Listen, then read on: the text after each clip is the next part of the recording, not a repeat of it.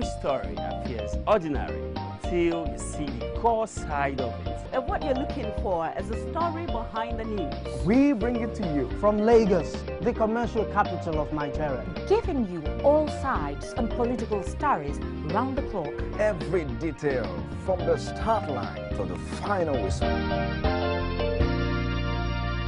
CoreTV News, expanding your view.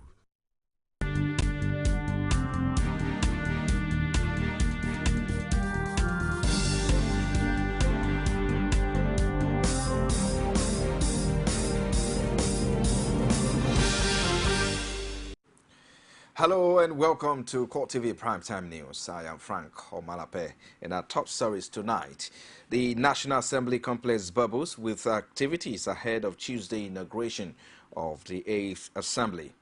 Also in this program, German Chancellor Angela Merkel holds a news conference at the G7 Summit of Economic Powers in Bavaria, southern Germany. And also athlete Oscar Pistorius, who was convinced in the killing of his girlfriend, may be released from prison in August. And finally, Anthony Relly, a Philadelphia street performer who vowed judges on NBC's talent show The Voice, has been found dead in an apparent suicide. Thank you for joining us tonight. The National Assembly complex is brimming with activities ahead of Tuesday's inauguration of the 8th Assembly. In the last 2 days, incoming federal legislators, security agents, and journalists have been going through accreditation process. Some of the senators-elect also took out time to speak on their expectations from the inauguration. My anticipation is that we will be able to work closely with whoever emerges as the Senate President so that we can move this country forward. So we'll be able to do what we have voted for, to give our people dividend of democracy they've been yearning for, the change that's been voted for. I think this 8th Assembly will bring that change to bear. And our Federal High Court in Abuja has rejected a suit seeking to stop the consensus candidate of the All Progressive Congress, Femi Gbajabiamila, from contesting the position of the Speaker of the House of Representatives. The suit was filed by right group Social Justice and Civil Rights Awareness Initiative through its counsel, Michael Zuckerman, and was meant to secure an order to stop Gbajabiamila from parading himself as a member of the House. When the matter came up, the trial judge Justice Abdul Kafarati rejected the plaintiff's ex parte application but asked the plaintiff to put the defendants on notice to enable them show cause why the relief sought should not be granted. A coalition of youth groups from Yobe State is insisting that Ahmed Lawan is better suited for the position of Senate presidency than his man or main contenders. Members of the coalition were at the National Assembly conference where they addressed a news conference on Lawan's suitability for the position. They cited a number of traits they say stood Lawan out as first among equals in the Senate. Electing Senator Ahmed Ibrahim Lawan as Senate President is a good service not only to Yobe State or Northeast geopolitical zones, but to the nation at large.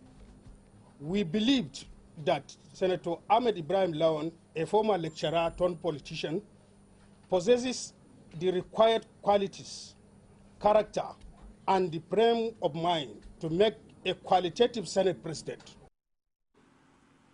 And now the Kwara State House of Assembly has inaugurated the 8th Legislative Assembly with Ali Ahmed emerging as the Speaker.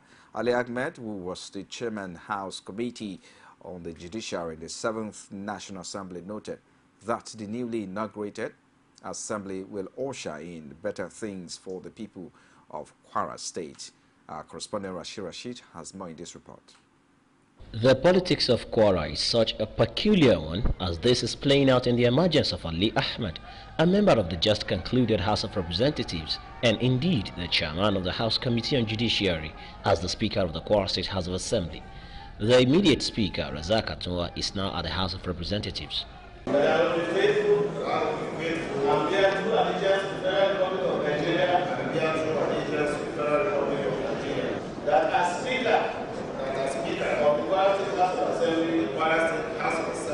I will discharge my duties discharge my duty to the best of my ability, to the best of my ability, faithful, and in accordance with the Constitution of the Federal Republic of Nigeria, and in accordance with the Constitution of the Federal Republic of Nigeria. Ahmed, an experienced legislator who has seen it all at the National Assembly, says the legislature and executive must work together for the progress of Kwara in the face of the country's economic challenges. As representatives of the people who share their aspirations and pains, we must be creative in finding short-term policy and long-term solutions.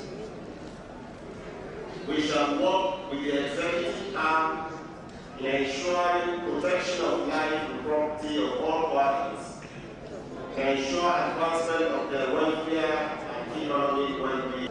Our duty is to provide governance the way people want, not the way we want. The Speaker later sworn in all the members of the 8th Assembly. And the rules of the State House of Assembly are the rules of the State House of Assembly and always in the Republic of Nigeria. As chairman of the Judiciary Committee, one of the priorities of the 8th Assembly, according to Ali Ahmed, will be the enactment of criminality law so that the act of thuggery will be reduced and offenders appropriately prosecuted. We will work with the Kwara State Governor, His Excellency Dr. Ahmed, to quickly enact laws that will further rid the state of miscreants, drug addicts, and cultists. I assure you that the Kwara State shall be one of the first in the 8th Assembly that will enact the state version of the administration of criminal justice to ensure that any citizen accused of committing crime will get justice within 1 year. As legislative business takes off in Kwara, the vibrancy or otherwise of the Assembly will surely be put to test. Rashid, CoreTV News, Ilorin. And now the 6th Edo State House of Assembly has been inaugurated following Governor Adams Oshomale's proclamation, read by the clerk of the House, Mrs. Bose Osuru Ogbero. The inauguration saw Victor Tiger Edoro, representing Asian Central Constituency, emerge as the Speaker, as Bright Osanyade, representing Ovia North East Constituency 1, was nominated as the Deputy, including the principal officers, while members-elect sworn took their oaths of office. The 6th Assembly Speaker, the Honorable Victor Tiger Edoro, shortly after taking over a seat set aside the nomination of Minority Leader of the House over the multiple letters written from the PDP leadership declaring the 3 PDP members-elect as supposed leaders.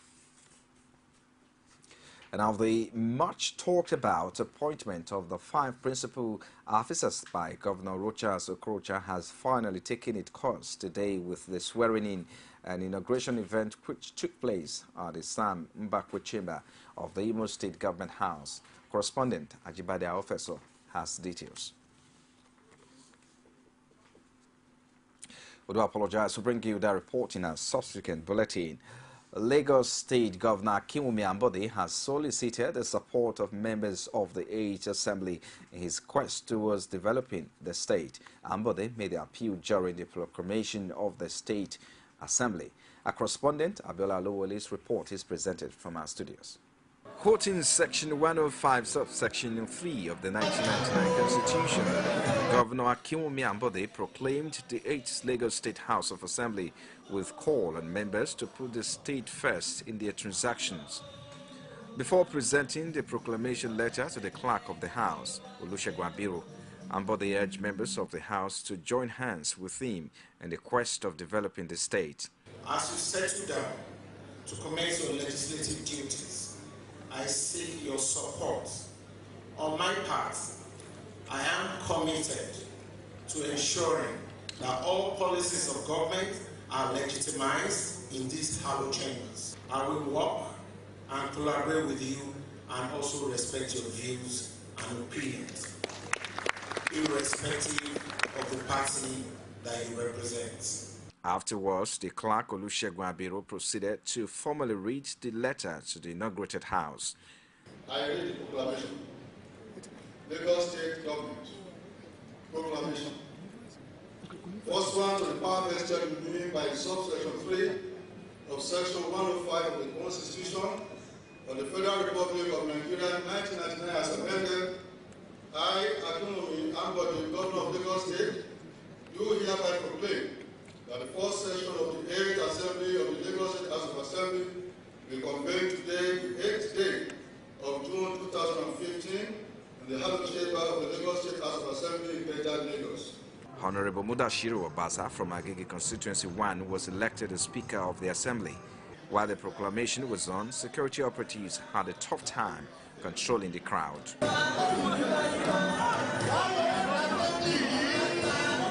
The Lagos House, as constituted, has 32 members from All Progressives Congress and 8 from the People's Democratic Party.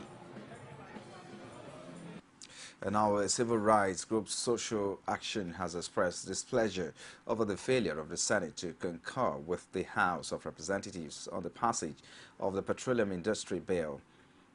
The lower chamber of the 7th National Assembly had last week successfully passed the bill into law by the upper chamber, who failed to concur, making it a nullity.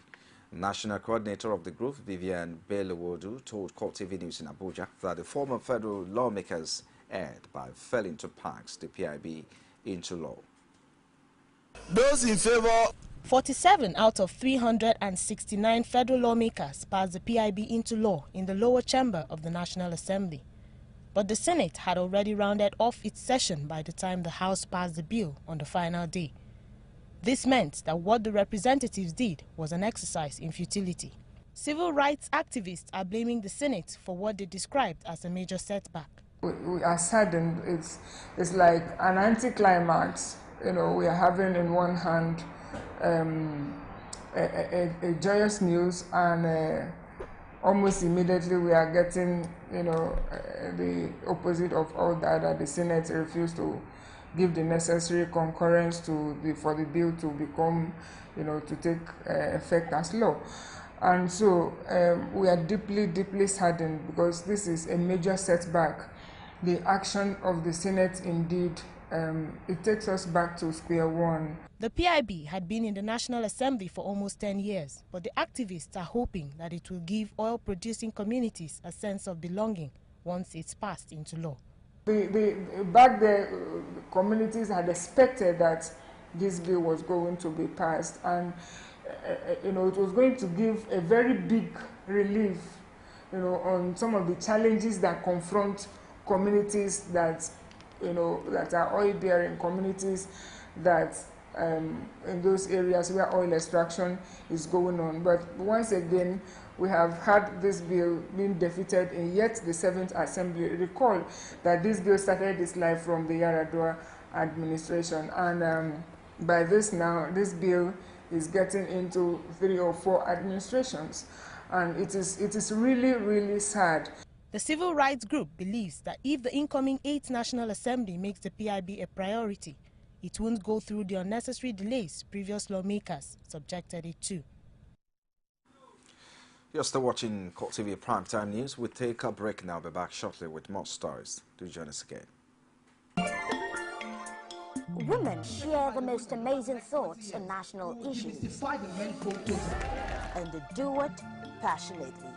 For most men that are educated, that are exposed, will see nothing to it. The population and the level of poverty made me cry. No infrastructural development whatsoever. And you tell me Lagos is working? That was an accident, and it was a one-off thing.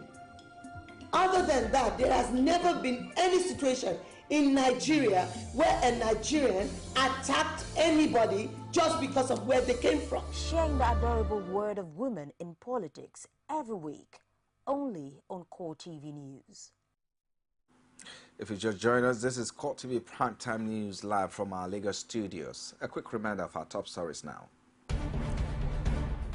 The National Assembly complex bubbles with activities ahead of Tuesday inauguration of the 8th Assembly.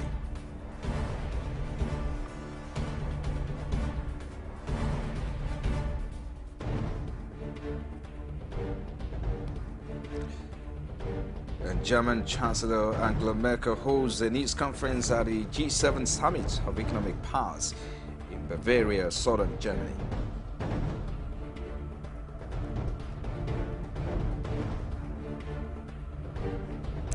At length, Oscar Pistorius, who was convinced in the killing of his girlfriend, may be released from prison in August.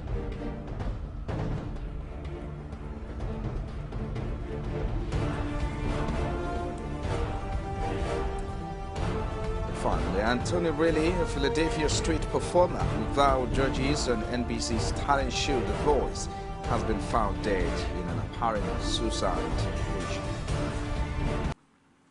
All our top stories can be found on our social media platforms, like our Facebook page is facebook.com/CoreTV News. You can also follow at CoreTV News. For live streaming, log on to youtube.com/CoreTV. Leave a space, the news. And now the Army authorities have sent an advance team to Maiduguri to prepare ground for the relocation of the Control and Command Center for the War Against Insurgency to the city in line with a presidential directive. Army spokesman Colonel Sani Usman said in a statement that the team is led by a two-star general and comprises officers and men from the office of the Chief of Army Staff and all relevant Army headquarters personnel. The Army described the center as an elaboration of an existing Army headquarters command and control arrangement, but noted that henceforth the war against insurgency will be monitored, coordinated and controlled from the center. It, however, maintained that the center will not create another layer of command structure into operation. Away from there now, the chairman of Police Service Commission, Michael Kiro, is insisting that allegations of embezzlement of funds making rounds in the media against him are false and unfounded. Okiro claimed he's been blackmailed by a disgruntled staff who wanted to extort money from him after being redeployed from his office. The one-time Inspector General explained that records of expenses at the Commission are intact and open to scrutiny by relevant agencies. A federal high court in Abuja has adjourned the case involving former Bayelsa State Governor Timipre Silva till June 10, 2015. Silva is facing trial along with Francis Okonkwo Benga Balogun and Samuel Ogbukufo, allegedly moving about 19.2 billion naira from the state coffers between 2009 and 2012 under the pretense of using the money to augment workers' salaries. At the last adjourned date, the trial judge and fixed Monday, June 8 for ruling on two pending applications by the defendants challenging the competence of the charge and the jurisdiction of the court. But rather than give a ruling as expected, the case only came up for mention in the court. According to Justice Mohammed, certain issues relating to new information from the prosecution is delaying the ruling. He revealed that the prosecution was requesting to amend the charges against the former governor because a similar one Silva before Justice Evochukwu had been withdrawn by the Director of Public Prosecution. The judge noted that the prosecution intended to consolidate the charges against Silva and thereafter adjourned till Wednesday, June 10 for ruling. And now the Obership tussle in Ikara, Ekiti has taken a new twist with series of protests rocking the ancient town. The second protest in 2 days is asking the kingmakers to stick to Ifa, a Yoruba word for oracle, and choosing the Ogoga elect. However, the kingmakers insist that the oracle was duly consulted before voting an Ogoga elect. As the meals lasted, the deputy governor, Olushola Eleka, an indigene of the town, was caught in the middle of the crisis and was booed before he was whisked away by security agents. CoreTV News' Rashid has details in this report. Barely hours after protest grips Ikere town over Obership tussle, another round of protest is taking the town by the jugular. In a protest starting from the heart of the town and later taken to the palace, saw the protesters insisting that election used in selecting Ogoga elect was against the town's tradition, stressing that the government is not even helping matters. Yesterday, we went to Mr. Governor thinking that he was about to settle things amicably without knowing that he was supporting those people to put them on our head. This is why we burst out. Meanwhile, all entreaties by the Deputy Governor of Ekiti State, Olushola Edeka, who is an indigene of Ikere, to stem the protest proved abortive as he was booed and accused of taking sides. This led to the Deputy Governor leaving the scene in a hurry. The palace is not also left out of the crisis as the same treatment was meted out to him.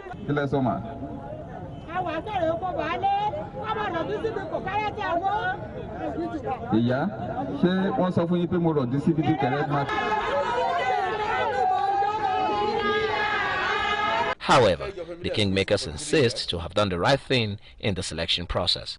Your family has ruled for 43 years. The regent on throne wanted to continue on the throne after 43 years to rob others of their time. We told them that this is not all right. As the matter gets tougher, all sides are apparently holding to their positions as Ikere town is gradually degenerating to a communal clash. Rashid, CoreTV News, Ikere Ekiti. The Joint Action Committee, comprising of 3 major unions of the Federal Neuropsychiatric Hospital Yaba, Lagos, has staged a peaceful protest to further press home their demands from the management and federal government. 4 years unpaid arrears, poor working condition, and the controversy of the medical director's tenure in office were the issues raised by the workers. A correspondent, Omotayalo, has details in this report. In a struggle for our members, this union started with a warning strike, then a main industrial action, and now a peaceful protest to expose what they consider the ills of an organization they describe as insensitive to the demands of workers. The protesters accuse the management of depriving them of their entitlement, amongst all the claims. Until he paid the money, that is one. 2, until he packed the office for us. We don't want him again. He should leave because his tenure, we don't enjoy it. Please, they will come to the office in the morning. They will put on generator. Cough up the words. They will cough up the words. Then when they are going by 4 o'clock, they will off the gen. Will be the dark again. Who should be enjoying the gen? Isn't that the patient? The protesters dispersed to reconvene at a later date, while the leaders warned members to stay off work until their demands are being met. In an exclusive interview with CoreTV News, the medical director of Yaba Federal Neuropsychiatric Hospital, Ramon Lawal, revealed that the arrears owed is not a problem that could be solved within the organization, but the federal government debts, which will be paid in due time. Lawal pleaded with the workers to toe the path of dialogue as they clarified the issue of his tenure in office, which would elapse in August in the current year. They promised us that they will invite us. The last week when they had their meeting, they said management did not even come to talk to them. I said, you did not invite us to come. And last week we now said, okay, look, this is the offer.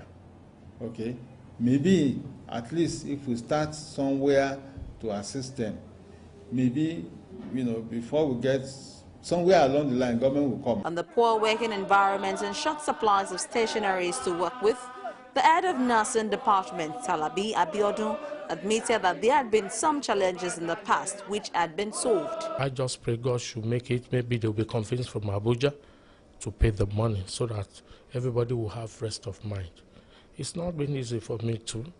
How people are, few are still in the world. There's no way you discharge psychiatric cases that you see all of them out. Due to the strike, psychiatric patients have been given extended leave to stay at home at the expense of their health condition. In the meantime, a quick fix for the crisis is now a major concern.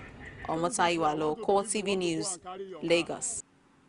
And as measure towards curbing the incessant fire incident caused by a petroleum tanker, the Lagos State government has met with the leadership of the Tanker Drivers Union and other stakeholders in the transportation sector.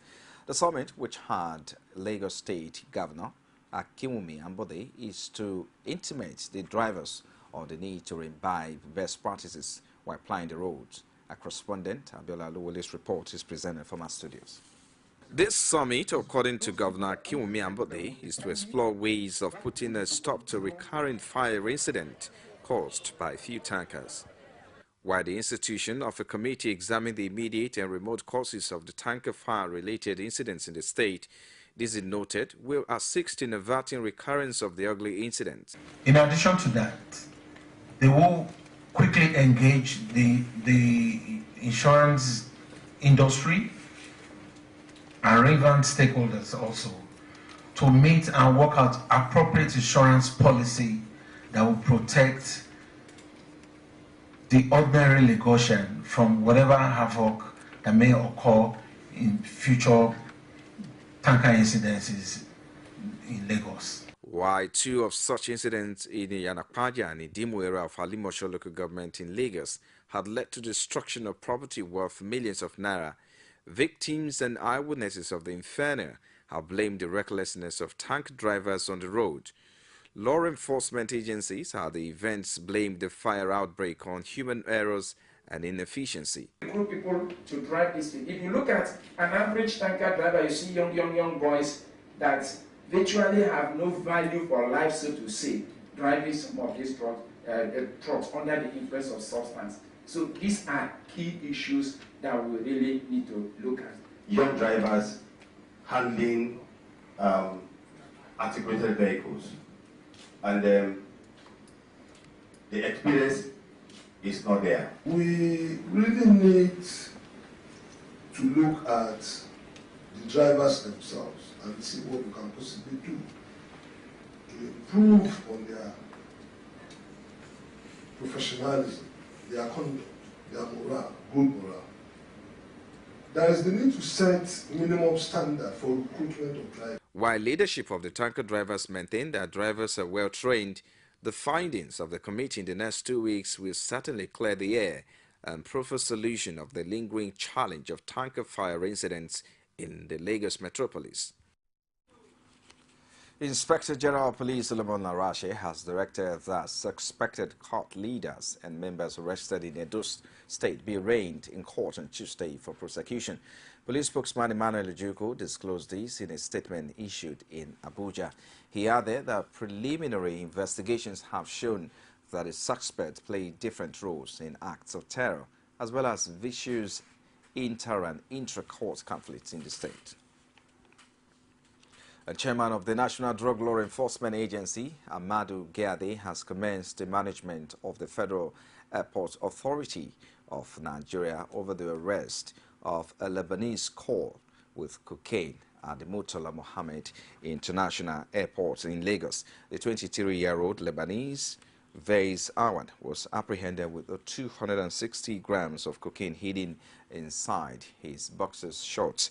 Gade was spread joy at the assistance offered by FAN is applying the intelligence report that led to the arrest revealed that Awad holds a dual citizenship of Nigeria and Lebanon and was found to have traveled to Nigeria from Lebanon 6 times since January this year.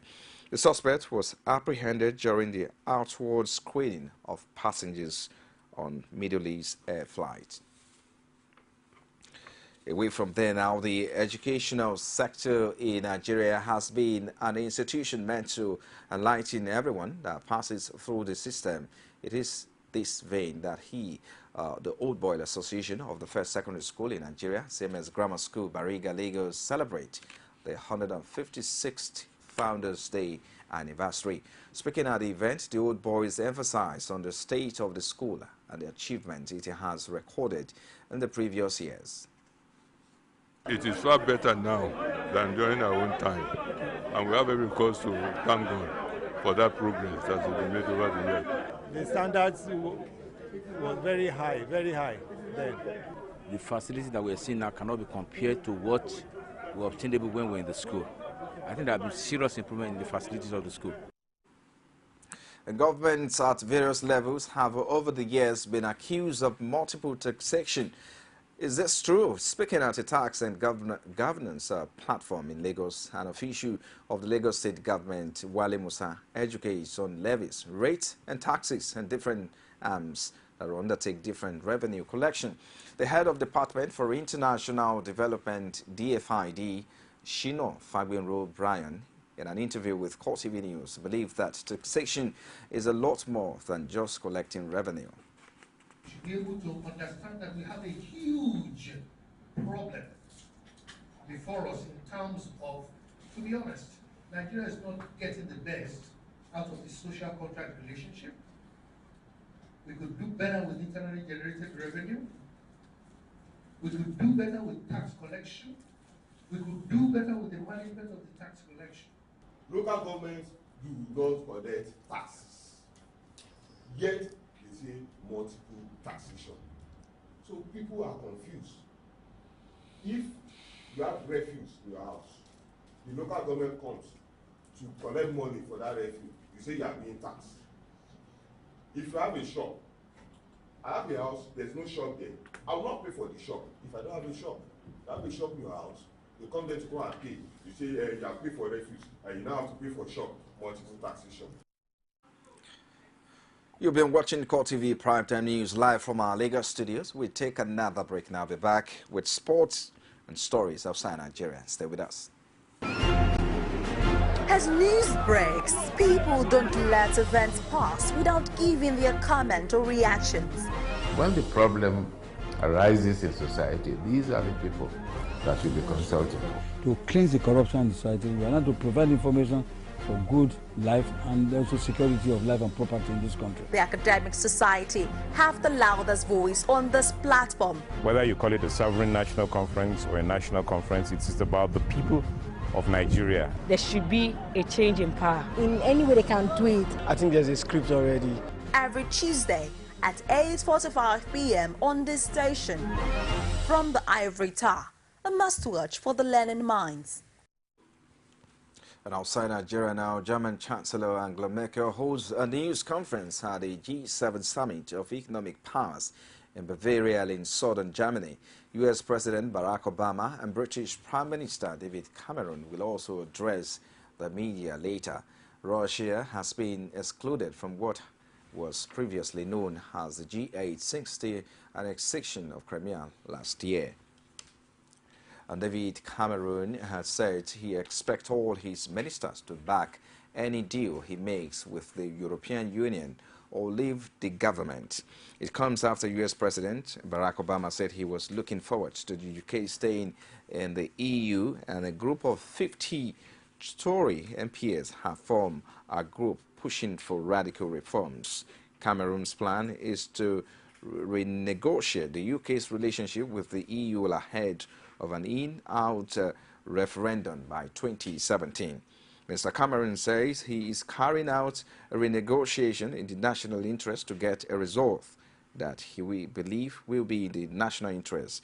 He says he is confident he can get that, and also says whatever deal he strikes, he expects his minister to back him. And in entertainment now, The Empire Season 2 is partly inspired by Game of Thrones, according to series co-creator Danny Strong. At Television's festival in Austin on Saturday, June 6, Strong talked about the theme of the upcoming installment of the Force hit series and compared it to the HBO medieval drama. Season 1 was Who Will Inherit the Throne, and Season 2 is Warring Kingdoms. Writer Wendy Cahill meanwhile teaches that the second season will explore new relationship dynamics and feature more Cookie and Andre. Strong team in episode 204. Talking about the episode count, which was upped from 12 to 18 following the success of the first season. Strong admitted it's so stressful. He, however, excited that they will get more screen time to explore the Leon family. And after tease in some promos, the first actual footage from NBC's upcoming ministry's Heroes Reborn has arrived. Making it well out of online, the snippet sees a young man who is able to make another guy disappear or possibly send him to another planet. There is a glimpse of a big explosion, a man wearing a mask, and Zachary Levy, who takes a key role on the show in what seems to be a group meeting and shooting his gun in another scene. The video includes a brief interview with the actor, but he remains mum on details of the characters. Away from there now, the Anthony Riley, a Philadelphia street performer who vowed judges and NBC's talent show The Voice, has been found dead in an apparent suicide. The 28-year-old, who left the show in January to deal with substance abuse, was discovered in the basement of an apartment building on Friday. A family friend told the Philadelphia Inquirer that Riley, who was coached by Pharrell Williams on the reality show, had taken his own life. The fan favorite basked for years on the streets of central Philadelphia, where he often played Motown songs and pop hits. The charismatic crooner was inspired to pursue a music career after his mother died when he was 19 years old. Riley finally found national fame when he auditioned for season 8 of The Voice in an episode that aired in February. And in sports now, the Flying Eagles have landed in the largest city in the South Island of the host nation ahead of the second round showdown with the Magpies. Nigeria's under-20 national team today arrived Christchurch for the round of 16 game against Germany. On Thursday, Manu Garaba's side defeated Hungary's 2-0 in their last group game in New Plymouth and will face the Europeans, who are yet to be defeated in this competition for a place in the quarter-final. The 28-man delegation, including 18 players and 10 officials, landed in the South Island, and we have a feel of the tough on Monday evening. A parole board is set to recommend that the disgraced athlete Oscar Pistorius, convinced in the killing of his girlfriend Rivers Kinkan, be released from prison in August. South Africa's Department of Correctional Services told CNN on Monday. Pistorius, 28, was sentenced in October to 5 years in prison for culpable homicide in the killing of Rivers Steenkamp on Valentine's Day 2013. And in South Africa, culpable homicide means a person was killed unintentionally but unlawfully. Pistorius acknowledged firing shot through the bathroom door in his home, but said he thought there was an intruder in the bathroom rather than his girlfriend. Both of Pistorius' legs were amputated before his first birthday. And the 2012 Summer Olympics in London, Pistorius became the first athlete with both legs amputated to participate in the Olympic Games, running in the 400-meter race and 400-meter relay. And UEFA Champions League winners Barcelona has signed Alex Villa. The 25-year-old attacker returns to the club, with which he spent 1 year as a youth player, and says he's elated to be back home. The winger, who spent 1 year in the Barca youth system as an 11-year-old, was unveiled to the media on Monday after joining from Sevilla. However, transfer ban means they cannot complete registrations and field new players until January 2016, so he will have to wait months before he can play his first game. The 25-year-old, who is expected to play as a fullback of Barca, says he's happy to take the time to adapt to his new surroundings as he prepares for his debut. Vado will play for Espanyol B, Gymnastic Mallorca B, and Almeria, amongst others, before joining Sevilla last season and winning the European League. Admitted, I did not know he would be joining Luis Enquare's side until the day before his unveiling, and hopes that Dani Alves will remain at the club. And now Liverpool have confirmed the signing of Burnley striker Danny Ings. The England under-21 international is out of contract at Turf Moor and will join the Anfield club on July 1st, subject to a medical. The Clarets are entitled to compensation for Ings, but the club have not yet agreed a transfer fee. You've been watching CoreTV Primetime News. Just before we get tonight, a recap of our major headline.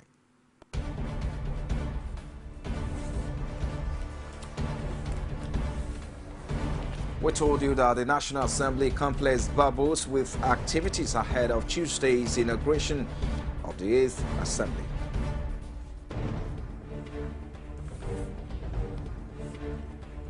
We also reported that German Chancellor Angela Merkel holds a news conference at the G7 Summit of Economic Powers in Bavaria, southern Germany.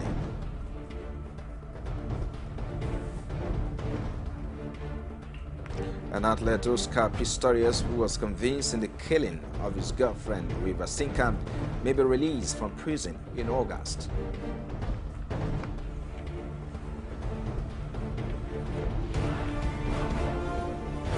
And finally, Anthony Riley, a Philadelphia street performer who vowed judges on NBC's talent show The Vote, has been found dead in apparent suicide. Well, that's a wrap on CoreTV Primetime News tonight. On behalf of the entire news crew, I am Frank Omalape. To have a splendid night.